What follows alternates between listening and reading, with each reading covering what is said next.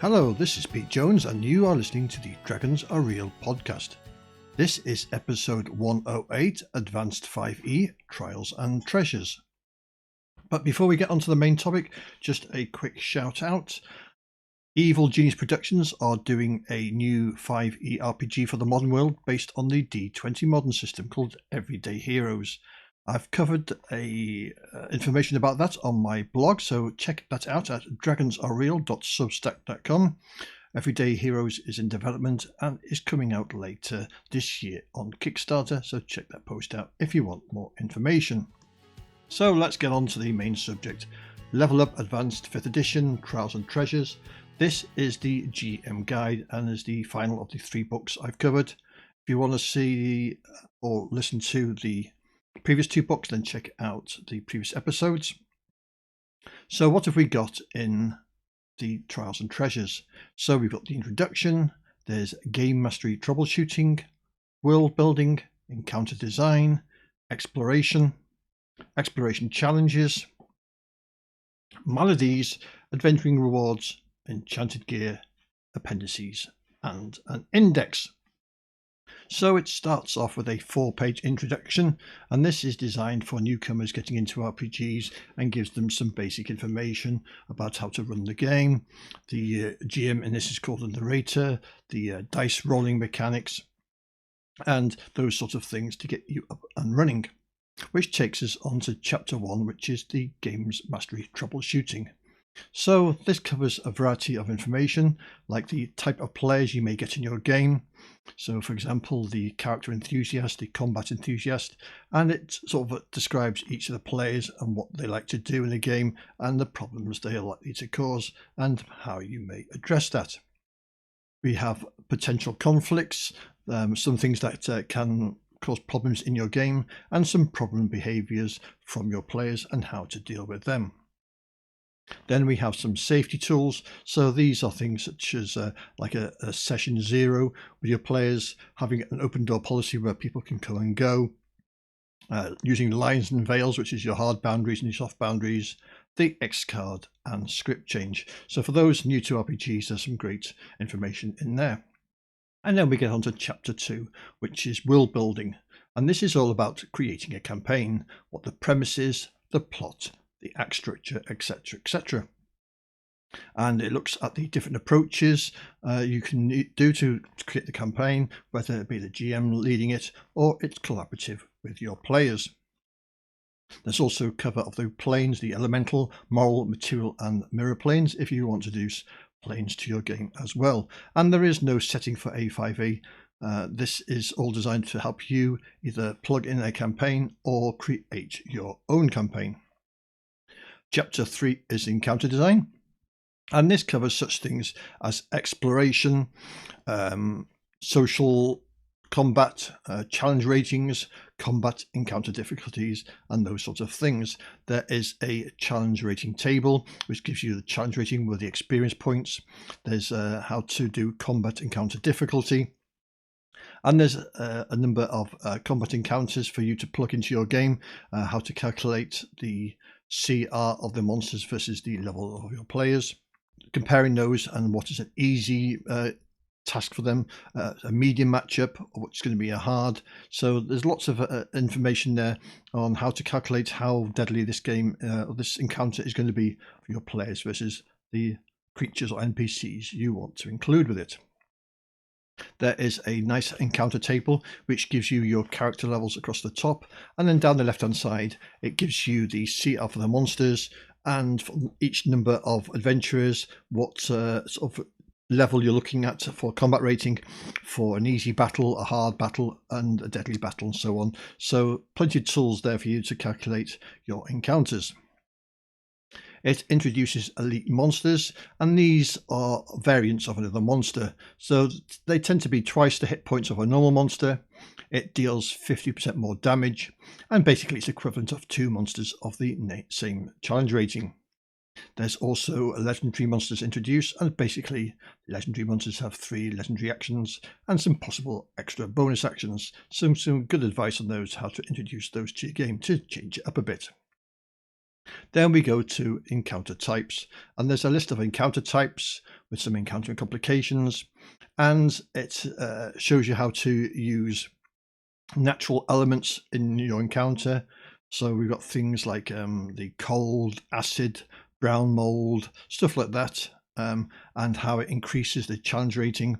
So some nice stuff there to bring into your game. So for example, if you want to bring a crowd into your game, it's a throng of humanoids which becomes difficult terrain. And in addition, making attacks in the crowd risk collateral damage on the wrath of the throng. So when a creature attacks from the crowd, on a miss by 10 or more, the attack hits a crowd member, and then the creature makes a deception, intimidation, or persuasion check to convince the crowd not to attack it. So some nice little variants that you can bring into your encounters to change things up a bit. Chapter 4 is into exploration, and this is a big chapter, and this introduces the new journey mechanics. So the journey, it works like this.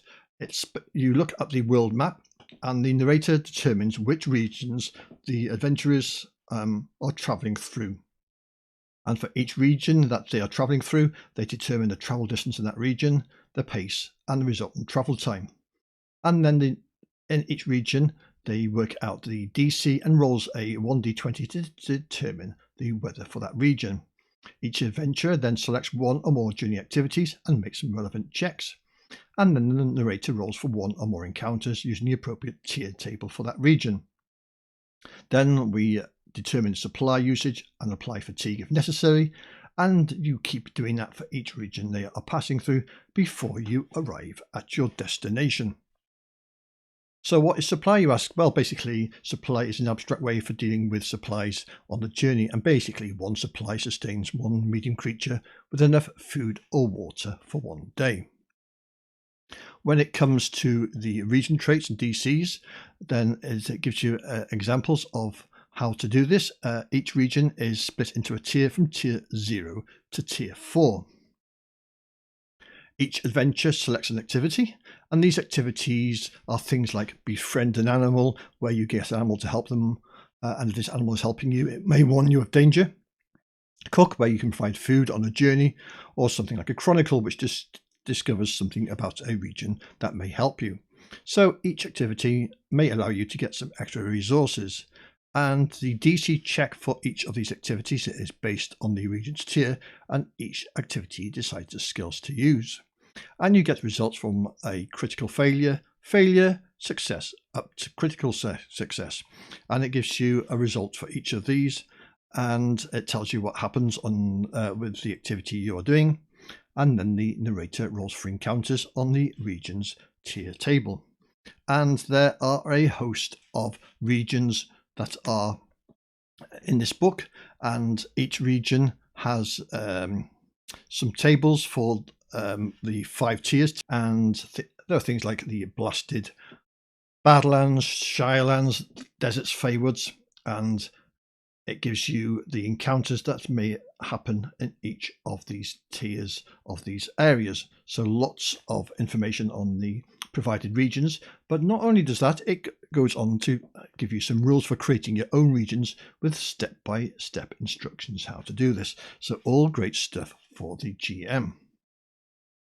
There are tables for social encounters, and this is good. So this gives you some random social encounters, some random NPC heritages and names, so all stuff to help the GM. We've got tables for travel scenery, so you can roll for travel scenery to give you some ideas if the old grey matter is seizing up. So that takes us on to exploration challenges. And in Level Up, they said that the journey can be important as the destination. So this chapter includes several exploration challenges. Again, this is divided into tiers, and each challenge has results from a critical failure, success, and critical success. So there are a list of challenges that can be dealt with, and they can either be dealt with by group checks or they can be by individual checks. And each of these challenges has a tier, a challenge rating, 2 DC numbers, 1 if it's an individual check, and 2 if it's a group check. And if you recall, a group check in 5e is if half or more of the PC succeed, then the whole group succeeds. The challenges also describe the area and the time taken, a description of the problem, and some possible solutions. Of course, there are rules for creating your own exploration challenges with a step-by-step guide. Chapter 6 is maladies, and these are maladies that you can add to your games. So they are things like diseases, poisons, etc., etc. Again, these are divided into or categorized into tiers from tier 0 up to tier 4, and there's a whole slew of sample diseases that you can add to your game. Things like Delver's Lung. Delver's Lung is caused by inhaling the spores of mold that often infest dungeons and other subterranean spaces. Through pernicious, Delver's Lung is rarely fatal, and there's the mechanics on how Delver's Lung affects the adventurers. As I said, there's poisons, and each of these has samples, a cost, and a rarity if you want to include those in your game.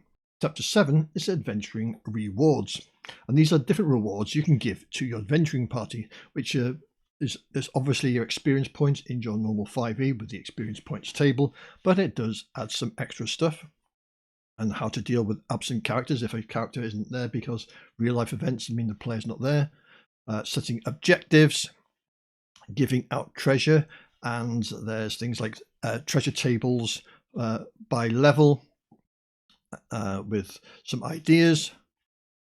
There's valuables, and there's lots of tables here to help the GM with this. Magic item tables for your rings, your potions, and there's lots of pages of those for magic items. So from +1 ammunition to different spell scrolls. So lots of good stuff there for the GMs. Then we come to boons and discoveries, and this is a different way for narrators to reward the party. This way the party gains a boon or discovery, and there's a table here to what boon you can have from animals to roots to herbs and medicines. These can be monetary effects, but often boost the effectiveness of activities on journeys. Then that takes us up to chapter 8, which is enchanted gear. All this enchanted gear has are categorized. They have a rarity, a cost, and achievement, and it covers such things as wearing and wielding magic items, how to activate them, and a list of items. And this is a large list of items, and there's absolute pages and pages of these magic items. In fact, there's 140 pages of these lovely magic items, including rules how to craft magic items and how to create your own new magic items. So this is really good stuff for those GMs that are looking for inspiration for some different items to add to the game. And this takes us on to Appendix A's conditions. This is a list of conditions that the PCs or the monsters may have. Your standard 5e conditions together with some new ones that have been added for Advanced 5e. One such one that's been added is Bloodied, which is, I think, from the old 4th edition, where a creature is bloodied when reduced to half hit points or less. There's conditions like Confused, where a creature can't take reactions. Rattled, where you cannot benefit from expertise dice, and then onto some track conditions. So this is when it explains fatigue and strife, which are your places for exhaustion, and I did mention this in the player's guide review. We go on to mental stress as well, long-term and short-term mental stress effects. And it ends up with Appendix B, which is a compatibility, which is the same compatibility guide that was the back of the player's handbook, using 5e with Advanced 5e and vice versa. So that takes us through the Trials and Treasures book, or the GM's book. I think it's a solid GM book. It does enough different to be useful from the GM guide for 5e. The beauty of it is you can use parts, if you don't want to use the Advanced 5e game, you can plug lots of bits in from your normal 5e game, and it's very modular, so you can pinch a couple of magic items, you can use some of the conditions if you want in your game, you can bring in the journey rules if you haven't got journey rules of your own. So it's very modular, and there's lots of bits you can put into your own game if you're not going to go wholly with Advanced 5e. So some really good options in there, and some good inspiration, some tables to help you run any 5th edition game. So if you want any more information, don't forget you can always check out the website at petejones.neocities.org. If you want to check out the blog, that's dragonsarereal.substack.com. The itch page is dragonsarereal.itch.io. And failing all that, if you want to email me, the email address is dragonsarerealpodcast@pm.me. That's all. Thanks for listening, and I'll catch you all on the flip side.